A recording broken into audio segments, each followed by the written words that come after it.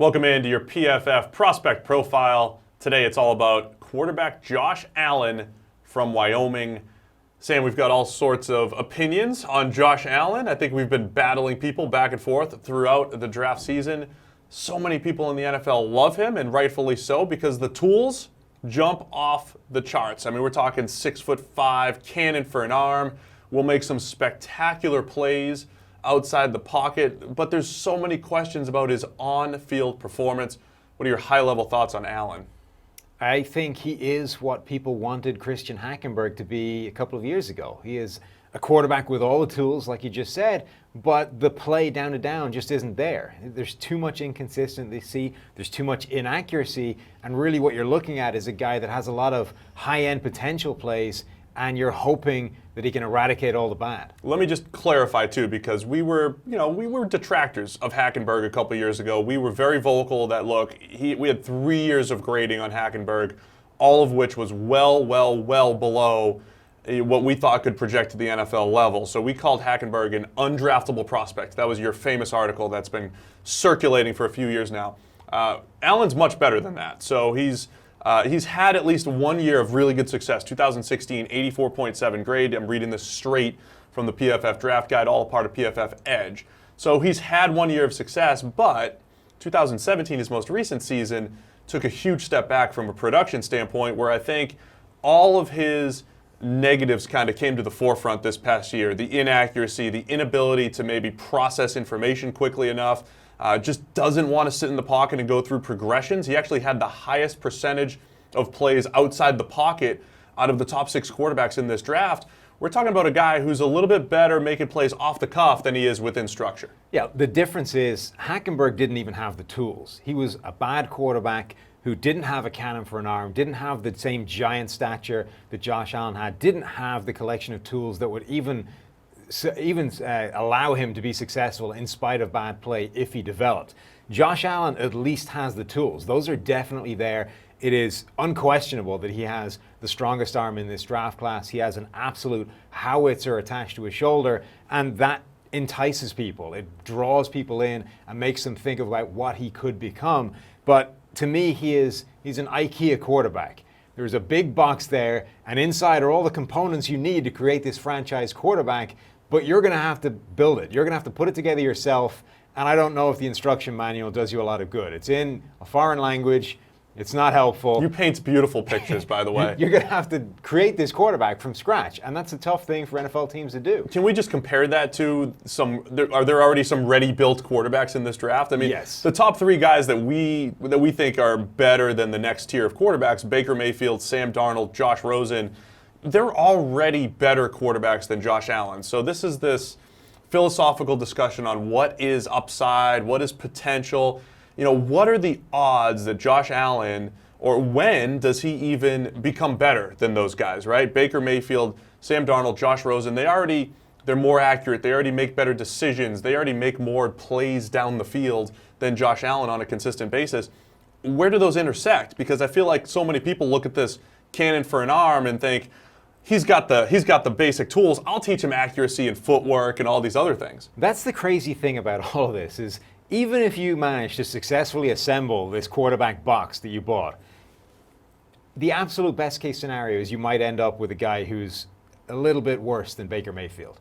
Baker Mayfield, every way conceivable, he is better than Josh Allen right now, and he probably has the second best arm in this draft class. So even if you can eradicate all the negative sides of Josh Allen's game, put together this complete package with that giant arm, with that huge stature, you might get a guy who's as good as Baker Mayfield, but it's unlikely. If you just look at the numbers, passer rating when kept clean in the pocket, and that is the most translatable part of a quarterback's game. It's the easiest thing to do, but it's the same situation that most NFL throws are. Typically, you're throwing from rhythm, you're throwing from a clean pocket, and how they do under pressure is the sort of value added. It's the thing that really differentiates good from great quarterbacks. But passer rating when kept clean last season, Josh Allen, 102.6, over 100, not bad. Baker Mayfield, 143.8. That's not that far off a perfect passer rating when kept clean. Same story when they're under pressure. Baker Mayfield, 111.6. Josh Allen, 58.5. That is a monstrous difference. And yards per attempt is a huge difference as well. So these two guys are night and day in terms of production, and they're not that far apart when it comes to arm strength. So let's hit some of the general narratives. We did this with Baker Mayfield, a little bit of a myth buster type of deal. Josh Allen had a 56% completion percentage. That's kind of the number that's being thrown out there. If you're a detractor of Josh Allen, you just throw that out. 56% completions, that's terrible. It's terrible in today's world of football when so many teams are throwing screens and short passes. If you're a fan of Josh Allen, you say, wait, it's because he's running this pro-style offense and they throw the ball down the field and he doesn't have those screen passes. What do we say about his completion percentage? I mean, there are a few parts of that to unpack. It's definitely true that the offensive scheme different guys are running affect those numbers in different ways. And Josh Allen did not attempt many screens. Some of these other guys did. Baker Mayfield attempted a screen on 20% of his dropbacks. Josh Allen was under 10%. So it's a massive difference between the two.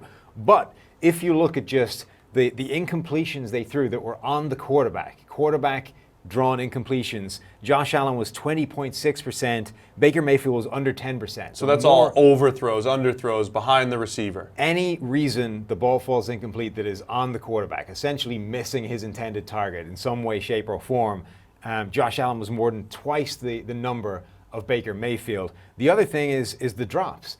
Josh Allen's receivers actually didn't drop that many passes. Baker Mayfield's dropped significantly more. And then the one other part of that is, even if you look at the simple stuff, look at just passes behind the line of scrimmage. Again, Josh Allen was not among the more accurate quarterbacks on the easy stuff, the passes that you and I could complete, Steve. Yes, we could. I could complete some screen passes at the college level. So let's take that a step further because we're talking completion percentage. You did a nice job. Let's adjust it for depth of target, but let's go that next step and say, let's look at QBs with this advanced quarterback accuracy charting that we started at PFF this year. It's all in the PFF draft guide. I'm going to look right at the image right now. Josh Allen, out of the 10 quarterbacks where we have this advanced accuracy charting, he came in 9th out of 10 on a throw-for-throw basis, so he's the second least accurate quarterback in this draft class. And basically on this chart, you want to see blue and you want to see green, and there's some red, there's some yellow, there's some orange. Those are all bad. Those are all below average. So he was one of the worst from just a pure average standpoint or from an accuracy standpoint. He was also in the red as far as overthrows go. That reminds a little bit of Cam Newton. And Cam Newton's a guy at the NFL level who's had some success. He's been an okay quarterback with one elite year in 2015 when he had the MVP season. But he's a guy in this accuracy charting too, which is in our QB annual as part of PFF Edge. So you sign up for Edge, you can see all the NFL quarterbacks, you can see all the college quarterbacks. I challenge you to go look at Josh Allen's passing map and compare it to Cam Newton's from the annual because they're very similar. So on one hand, it's a bad thing to be inaccurate. On the other hand, is there a way that we can at least say, look, there have been inaccurate quarterbacks at the NFL level who have had success. There's a way to do it.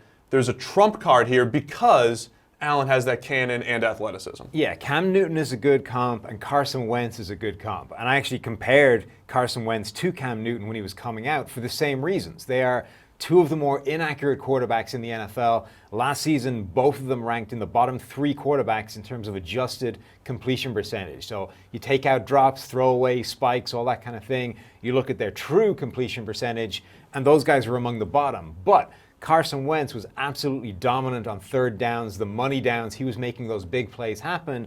And Cam Newton, when he's had his MVP season, was a monster when it was deep down the field, the intermediate throws, the low percentage, high impact plays down the field. That is where Josh Allen needs to live if he's going to be a successful NFL quarterback because you're not going to fix the inaccuracy. Right. It just doesn't happen. You do not dramatically fix a quarterback's basic ability to deliver the ball to a target he's trying to hit. But you can mitigate the problem. You can make him into a quarterback that thrives on big throws. And his big-time throw percentage is actually well above the class average. One of the only areas he's above the class average. So he actually led the nation in 2016. He was 7th in the draft class this year. Those are those special throws, the highest graded throws by PFF. He has those in the bag, absolutely. Yeah, and then the other aspect where he's good is the red zone. And it's actually maybe the one area where he's ahead of Baker Mayfield. He has a higher red zone percentage of positively graded throws. That was up at 37.7%. Mayfield was just 33.3. If you can be a dynamic red zone quarterback and a guy that can make those big time throws, you can live with the fact that he's going to miss some of these easier shallow crosses, flares to running backs out of the backfield. You can deal with those negatives if he's going to make the big throws and be a boom or bust kind of quarterback. Look, I'm with you. I don't want to write off a guy because there were some ugly ones, Sam. I mean, we saw a shallow cross that he overthrew by about 10 yards, that a free safety almost had the interception. Yeah. Swing passes out of the backfield, like you said, he'll airmail them. So I think what I'm hearing is for him to have success, maybe his high end is one of those seasons where maybe he completes 58, 59% of his passes, but it's 8 yards per attempt, and it's those downfield throws, and it's a little bit boom or bust. I still need him to cut down on the bad decisions, though. We're talking about a guy who's among the league's, the draft class worst in turnover-worthy play percentage, those passes that should be intercepted. He was 29th in this draft class out of 38 at just avoiding those plays, and that's 2 years running. The one last thing I need to discuss, because you mentioned drop rate. So we didn't have a high drop rate this past year. That's the other narrative that we've heard this whole draft season. His supporting cast was terrible at Wyoming, and it wasn't great in 2017, but 2016, he had NFL caliber players. He was thrown to Tanner Gentry at wide receiver. He was thrown to Jacob Hollister. He had Brian Hill at running back. Even then, with NFL caliber players, 101st in the nation in adjusted completion percentage. 101st out of 133 qualifiers. So the issues that he had in 2016 when he had a good year are the same issues he had in 2017 when he had the lesser supporting cast. And you've got to bear in mind that whatever about his own supporting cast, they're playing against inferior competition as well. Right. So whatever you gain in terms of having elite receivers to catch the passes you're throwing to, you lose in the fact that they're going up against not elite caliber defenders. So it is a double-edged sword, that one. It's not an argument you're going to win. As we wrap it up, I have to admit, I was at the forefront of some of this Josh Allen hype. I'm watching him late night 2016, early October, and I'm watching this huge quarterback with a great arm rolling to his left, 55 yards in stride. He caught my eye. I mean, I was ready to hype him up.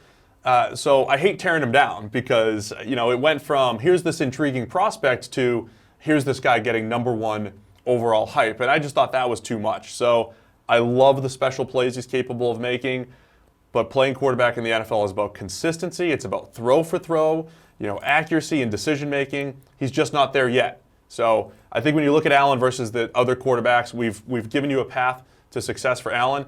It's all about playing the odds. I just think other guys have higher odds for success. Allen's odds are a little bit lower, and I don't think that the high end for Allen is as high as people think. That's the big concern. It's all about highlights versus overall production. At the moment, you can pull up a highlight reel for Josh Allen that is the match of any quarterback in this class. The problem is everything outside of that highlight reel is significantly worse than every other guy there. If you can get that to get somewhere towards his highlights, then you've got a viable NFL quarterback. If not, you may have problems. Have to improve the easy stuff if you're going to maximize Josh Allen's game. That is your PFF prospect profile on the Wyoming quarterback.